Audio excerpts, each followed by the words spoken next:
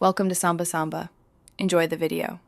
You start by installing Wallpaper Engine and granting it the permissions Windows needs to draw animated content on the desktop. Once done, make sure you run the app as administrator so overlays and performance settings apply correctly. You'll want Steam or the Microsoft Store version installed and confirm Windows 11 is up to date.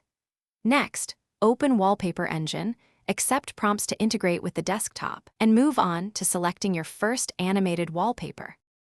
Once the app is open, browse the workshop or built-in library and preview options until you find the animation you want. You should adjust FPS cap and enable pause on battery to preserve power, set GPU priority, or choose integrated versus discrete GPU if you have both. Make layout choices per monitor and use custom scaling so the animation fits correctly.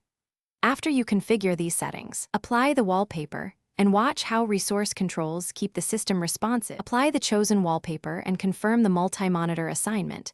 Enable Start with Windows so it loads automatically. If the animation stops or goes static, make sure Wallpaper Engine can run in the background and isn't blocked by game mode or background app restrictions. If problems persist, update GPU drivers, switch power plan to balanced or high performance, and restart the app. That often fixes overlay or rendering conflicts. Finally, test with a simple scene to isolate performance versus file-specific issues. Thanks for watching. Consider subscribing if we helped you.